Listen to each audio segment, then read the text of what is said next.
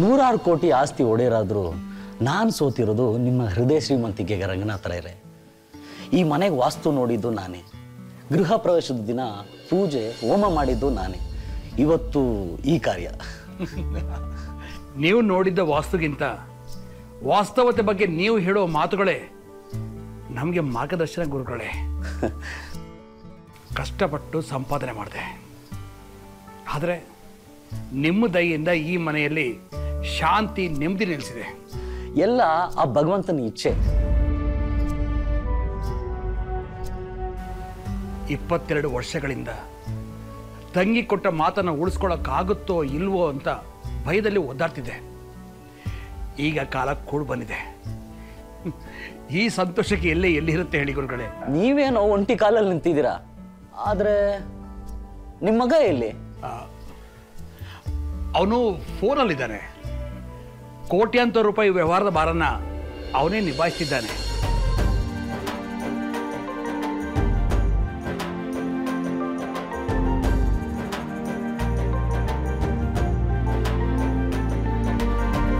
Hello ನೋಡಿ, ಈ project ನಾವು ಯಾವುದೇ ಲಾಭಕ್ಕೋಸ್ಕರ ಮಾಡ್ತಾ ಇಲ್ಲ. ಈ ಪ್ರಾಜೆಕ್ಟಿಂದ 1000 ಜನ ನಿರಾಶ್ರಿತರಿಗೆ ಉಪಯೋಗ ಆದರೆ ಸಾಕು. ಬಜೆಟ್ ಲಿಮಿಟೇಷನ್ಸ್ ಅಂತ ಏನೂ ಇಲ್ಲ. ಇಲ್ಲಿ ಲಾಭಕ್ಕಿಂತ 1000 ಜನಕ್ಕೆ ಉಪಯೋಗ ಆಗೋದೇ ಮುಖ್ಯ. Thank you. ರಾಯ್ರೆ, ನಿಮ್ಮ ಶ್ರೀಮತಿಯವರು ಜಾತಕ ತರ್ತಿದ್ದಾಳೆ. ಕೌಸಲ್ಯ, ಹಾ ಬಂದಿರಿ. ನಮಸ್ಕಾರ ಗುರುಗಳೇ. ನಮಸ್ಕಾರಮ್ಮ. ತಗೊಳ್ಳಿ. ಸೊಸೆ ಬಂದ್ಮೇಲಾದ್ರೂ ಅವಳು ಎಲ್ಲ ಜವಾಬ್ದಾರಿನ ವಹಿಸ್ಕೊಂಡು ನಾನು ನೆಮ್ಮದಿ ಆಗಿರೋದಕ್ಕೆ ಅವಕಾಶ ಮಾಡಿಕೊಡ್ತಾಳ ನೋಡಬೇಕು. ಅದಕ್ಕೆ ಆದಷ್ಟು ಬೇಗ ಮದುವೆ ಡೇಟ್ನ ಫಿಕ್ಸ್ ಮಾಡಿಬಿಡಿ. ನನಗಂತೂ ಸಾಕಾಗಿ ಹೋಗ್ಬಿಟ್ಟಿದೆ. ಒಟ್ನಲ್ಲಿ ಮಗನ್ ಮದುವೆ ಮಾಡೋದಕ್ಕೆ ಇಬ್ರು ಸಿದ್ಧವಾಗಿದ್ದೀರಾ. ಹೊಸದಾಗೇನೋ ಸೊಸೆ ಬಂದಿದ್ರೆ ಓಕೆ, ಆದ್ರೆ ಅವಳು ಇಲ್ಲೇ ಬೆಳೆದು ಇಲ್ಲೇ ದೊಡ್ಡವಳಾಗಿರತ್ತಾನೆ. ಅಂದ್ರೆ ಏನ್ ತರುಣ್, ನೀನ್ ಮದ್ವೆ ಆಗೋಕೆ ಬೇರೆ ಹುಡುಗಿನ ನೋಡ್ಬೇಕಿತ್ತ? ಆ ಅರ್ಥದಲ್ಲಿ ಹೇಳಲಿಲ್ಲ. ಮದ್ವೆ ಮಾಡೋದು ಯಾಕೆ, ಹಾಗೆ ಜವಾಬ್ದಾರಿ ಕೊಟ್ಬಿಡಿ ಅಂತ ಹೇಳ್ತಿದ್ದೆ. ಕಾಲ ಅನ್ನೋದು ಎಲ್ಲವನ್ನು ನಿರ್ಧರಿಸುತ್ತೆ ಮತ್ತು ನಿಭಾಯಿಸುತ್ತೆ. ಯಾವ ಸಮಯಕ್ಕೆ ಏನೇನಾಗಬೇಕೋ ಅದಾಗುತ್ತೆ, ಹಾಗೆ ಆಗುತ್ತೆ.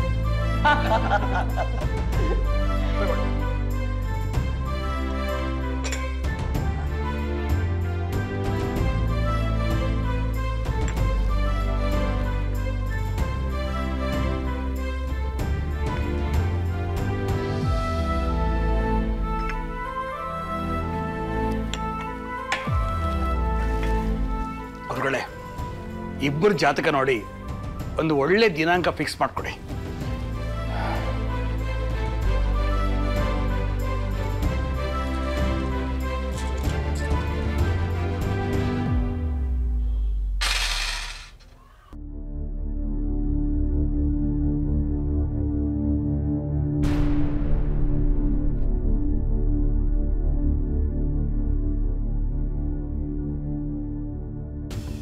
ಇದು ನಿಮ್ಮ ಮಗನ ಜಾತಕನೇನಾ ತಾಯಿ? ಹೌದು ಗುರುಗಳೇ. ಯಾಕೆ ಹೀಗೆ ಕೇಳ್ತಾ ಇದ್ದೀರಾ? ನಿಮ್ಮ ಮಗನ್ಗೆ 2ನೇ ಮದುವೆ ಮಾಡಕ್ಕೆ ಹೊರಟಿದ್ದೀರಾ?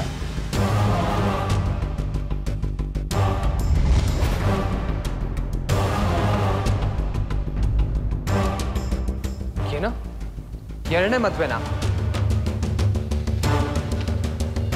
ಮದುವೆ ಆಗಿರೋದು ಸುಳ್ಳ ತಾಯಿ? ಸತ್ಯ ಗುರುಗಳೇ.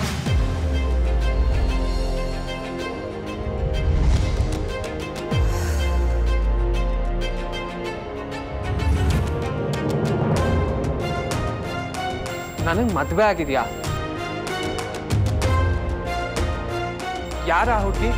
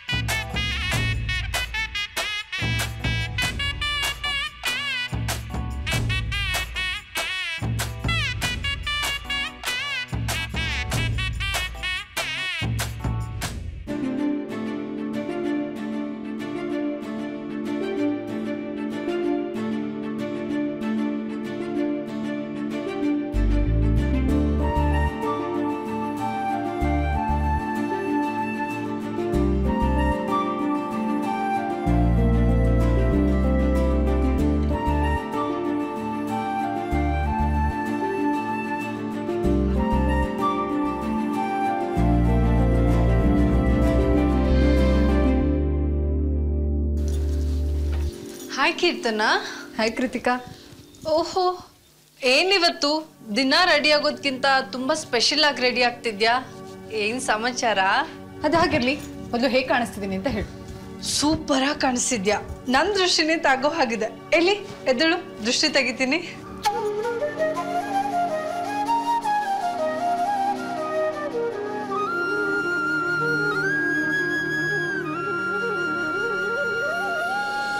ಮತ್ತೆ ಏನ್ ವಿಷಯ ಅಂತ ಇವಾಗ ಹೇಳು.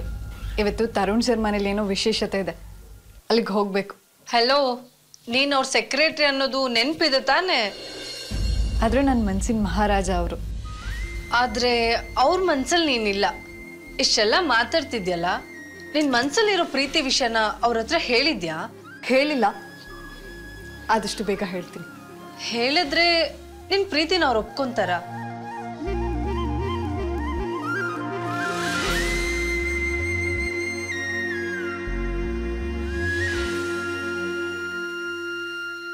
ಮವ ಏನಿದಲ್ಲ, ತರುಣ್ಗೆ ಆಲ್ರೆಡಿ ಮದ್ವೆ ಆಗಿದ್ಯಾ? ಮದ್ವೆ ಆದ್ಮೇಲೆ ನಮ್ಮಿಂದ ವಿಷಯನ ಮುಚ್ಚಿಟ್ಟು ಸಂಸಾರ ಮಾಡ್ತಿದಾರ, ನಮ್ಗೆಲ್ಲ ಮೋಸ ಮಾಡ್ತಿದಾರ. ಮದುವೆ ಆಗಿರೋ ವಿಷಯ ತರುಣ್ ಗೊತ್ತಿಲ್ಲ.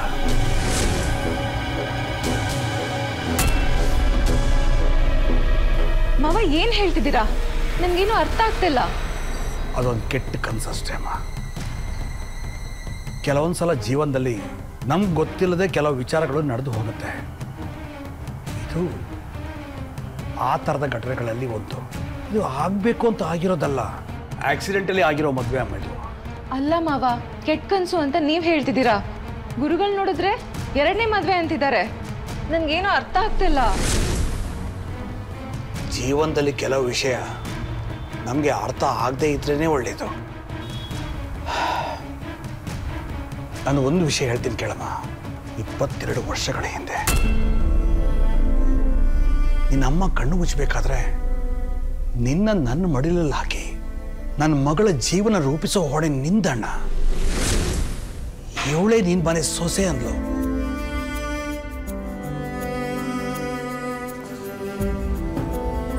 ಆ ಮಾತನ್ನ ಅಣ್ಣನಾಗಿ ನಡೆಸ್ಕೊಳ್ಳೋದು ನನ್ನ ಕರ್ತವ್ಯ ಅಂದಮೇಲೆ ನಿನ್ನ ನನ್ನ ಮನೆ ಸೊಸೆಯಾಗಿ ಮಾಡ್ಕೊಳ್ಳೇಬೇಕಲ್ವಾ?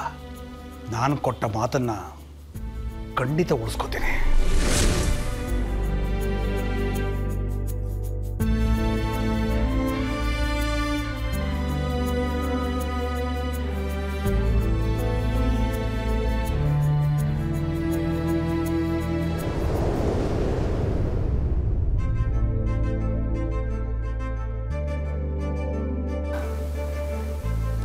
ಕೆಲವೊಂದು ಪ್ರಶ್ನೆಗಳಿಗೆ ಉತ್ತರ ಹುಡುಕಿದ್ರೆ ಮನಸ್ಸಿಗೆ ಸಮಾಧಾನ ಸಿಗುತ್ತೆ. ಆದರೆ ಕೆಲವೊಂದು ಪ್ರಶ್ನೆಗಳನ್ನು ಹಾಗೆ ಬಿಟ್ಟರೆ ಒಳ್ಳೆಯದು ಮುದ್ದು. ಅಲ್ಲಮ್ಮ, ಬೇರೆಯವ್ರ ಲೈಫಲ್ಲಿ ಸಂಬಂಧಪಟ್ಟಿದ್ದಾಗಿದ್ರೆ ತಿಳ್ಕೊಳ್ಳೋ ಅವಶ್ಯಕತೆ ಇರ್ತಿರ್ಲಿಲ್ಲ. ಆದರೆ ಇದು ನನ್ನ ಜೀವನದಲ್ಲಿ ನಡೆದಿರೋ ಒಂದು ಘಟನೆ. ಅದು ನನಗೆ ಗೊತ್ತಿಲ್ಲದೆ ಆಗೋದಕ್ಕೆ ಹೇಗಮ್ಮ ಸಾಧ್ಯ? ಈ ಪ್ರಶ್ನೆಗೆ ಉತ್ತರ ಸಿಗಲಿಲ್ಲ ಅಂದರೆ ಜೀವನ ಪೂರ್ತಿ ಪ್ರಶ್ನೆಯಾಗಿ ಮಾತ್ರ ಉಳಿಯಲ್ಲ ಅಮ್ಮ. ನನ್ನ ಮನಸ್ಸಲ್ಲಿ ಒಂದು ಗೊಂದಲವಾಗಿ ಉಳ್ಕೊಂಡ್ಬಿಡುತ್ತೆ. ಇಲ್ಲಮ್ಮ, ಹಾಗಾಗೋದು ಬೇಡ. ಇವತ್ತು ಆ ಪ್ರಶ್ನೆಗೆ ಉತ್ತರ ಸಿಕ್ಕಿದ್ರೇ ನನಗೆ ನೆಮ್ಮದಿ ಸಿಗೋದು. ಏನಾಯ್ತು ಅಂತ ಹೇಳಮ್ಮ. ಯಾವ ಘಟನೆ ನಿನಗೆ ತಿಳಿಬಾರ್ದು, ಯಾವ ಪ್ರಶ್ನೆನ ನೀ ನನಗೆ ಕೇಳಬಾರ್ದು ಅಂತ ಅಂದ್ಕೊಂಡಿದ್ನೋ ಆ ಪ್ರಶ್ನೆ ಇವತ್ತು ಉದ್ಭವ ಆಗಿದೆ ಅಂದರೆ ಅದಕ್ಕೆ ಉತ್ತರ ಕೊಡೋ ಶಕ್ತಿ ನನಗಿಲ್ಲ ಅಂತ ನೀನು ಅರ್ಥ ಮಾಡ್ಕೊ. ಇದನ್ನು ನಾನು ತಿಳ್ಕೊಂಡಿಲ್ಲ ಅಂದರೆ ಖಂಡಿತವಾಗ್ಲೂ ಜೀವನದಲ್ಲಿ ನಾನು ನೆಮ್ಮದಿಯಾಗಿರ್ತೀನಿ ಅನ್ನೋ ನಂಬಿಕೆನೇ ಹೋಗ್ಬಿಟ್ಟಿದೆಯಮ್ಮ. ಪ್ಲೀಸ್ ಅಮ್ಮ, ಏನಾಯ್ತು ಅಂತ ಹೇಳಮ್ಮ.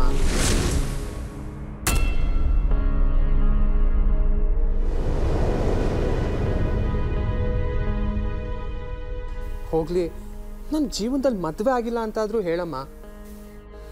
ಮಗುವಾಗಿದ್ದಾಗ ಊಟ ಮಾಡಿಸೋದಕ್ಕೆ ಚಂದ ಮಾಮನ್ ಕರ್ಕೊಂಡು ಬರ್ತೀನಿ ಅಂತ ಕತೆ ಹೇಳ್ಬೋದು. ದೊಡ್ಡವನಾದ್ಮೇಲೂ ಅದೇ ಕತೆ ಹೇಳೋದಕ್ಕಾಗತ್ತಾ? ಹೇಳಮ್ಮ. ಗುರುಗಳು ಹೇಳ್ದಾಗೆ ನನಗೆ ಮದುವೆ ಆಗಿರೋದು ಸತ್ಯನಾ? ಹೌದು ಮುದ್ದು, ನೀನು 6 ವರ್ಷ ಇದ್ದಾಗಲೇ ನಿನಗೆ ಮದುವೆ ಆಗೋಯ್ತು. ಏನಮ್ಮ ಹೇಳ್ತಾ ಇದೆಯಾ? ನಾನು ಚಿಕ್ಕ ವಯಸ್ಸಲ್ಲಿ ಇರುವಾಗಲೇ ನೀವೆಲ್ಲ ಸೇರ್ಕೊಂಡು ನನ್ನ ಮದುವೆ ಮಾಡಿದ್ರಾ? ನಾವೆಲ್ಲ ಸೇರ್ಕೊಂಡು ಮದುವೆ ಮಾಡಿದಲ್ಲ ಮುದ್ದು, ನೀನೇ ಮದುವೆ ಆಗಿದ್ದು.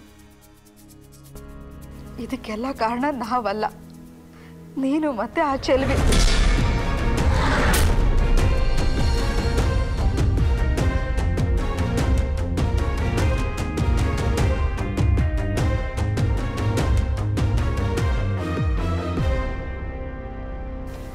ಚೆಲ್ವಿ ನೋಡಿಲಿ, ಆಯ್ ಚೆನ್ನಾಗಿದೆ. ಇಷ್ಟ ಆಯ್ತಾ? ವಿದ್ಯಾಬಲಂ ದೈವಬಲಂ ತದೇವ ಲಕ್ಷ್ಮೀಪದೇ ತೇಂಗ್ರಿ. ತರುಣ್, ಇಲ್ಲೇ ಆಟ ಆಡ್ತಿರು. ದೇವಸ್ಥಾನ ಪೂಜಾರ ಹತ್ರ ಒಂದು ಸ್ವಲ್ಪ ಕೆಲಸ ಇದೆ.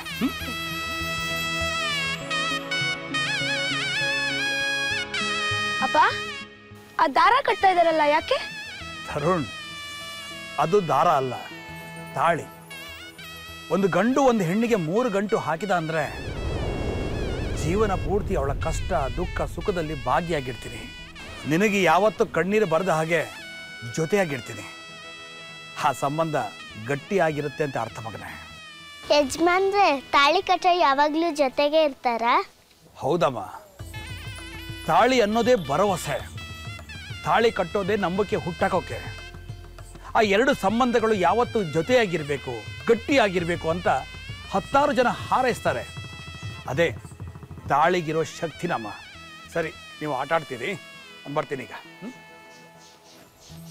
ಚಿಕ್ಕ ಯಜಮಾನ್ರೆ, ಯಾವಾಗ್ಲೂ ನನ್ನ ಜೊತೆನೇ ಇರ್ತೀರಾ?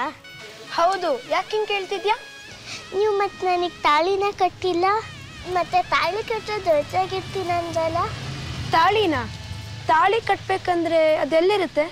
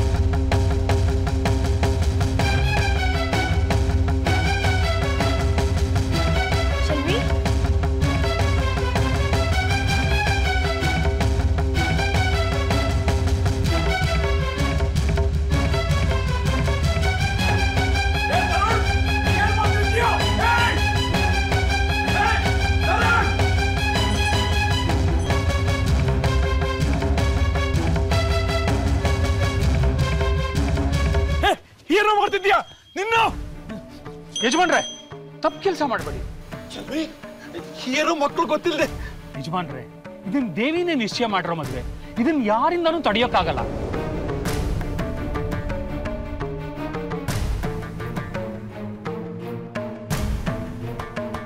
ಇದು ಸ್ವರ್ಗದಲ್ಲೇ ನಿಶ್ಚಯ ಮಾಡಿರೋ ಮದುವೆ. ಯಾವತ್ತಿದ್ರೂ ಇವ್ರ ಗಂಡ ಹೆಂಡ್ತಿನೇ. ನೋಡಿ, ಇದ್ರ ಬಗ್ಗೆ ಆಮೇಲೆ ನಿಶ್ಚಯ ಮಾಡೋಣ. ಲಿಂಗ, ಕರ್ಕೊಂಡೋಗು. ಆಯ್ತು ಯಜಮಾನ್ರೆ.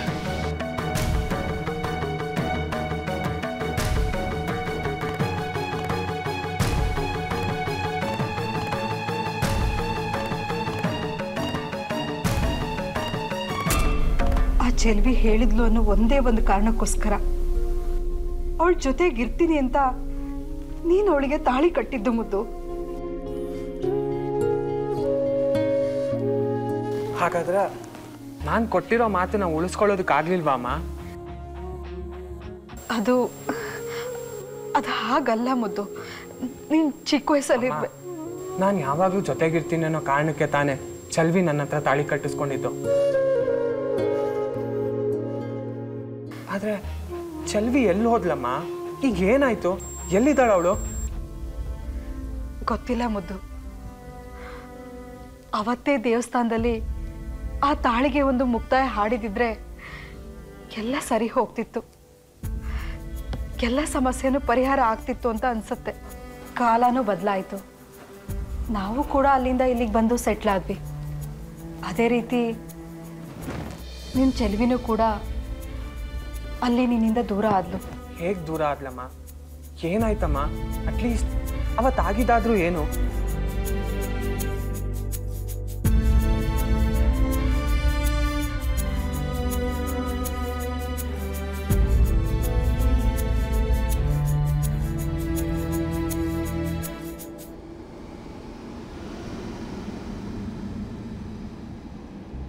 ಈ ವಿಷಯನ ಇಲ್ಲಿಗೆ ಬಿಟ್ಬಿಡು ಮುದ್ದು. ಮುಂದೆ ಏನಾಗಬೇಕೋ ಅದೇ ಆಗೋದು. ದಯವಿಟ್ಟು ಮುದ್ದು, ಈ ವಿಷಯದಲ್ಲಿ ನಿನ್ನ ಮನಸ್ಸನ್ನ ಹಾಳು ಮಾಡ್ಕೊಂಬೇಡ. ಯಾಕೆಂದ್ರೆ ನಿನ್ನ ಚೆಲುವಿ ಎಲ್ಲಿದ್ದಾಳೆ ಅನ್ನೋ ಸುಳುವು ಇಲ್ಲ. ಅದು ಅಲ್ಲದೆ ನಿನ್ನ ಚೆಲುವಿ ಮತ್ತೆ ಸಿಗ್ತಾಳೆ ಅನ್ನೋ ಯಾವ ನಂಬಿಕೆನೂ ನನಗಿಲ್ಲ.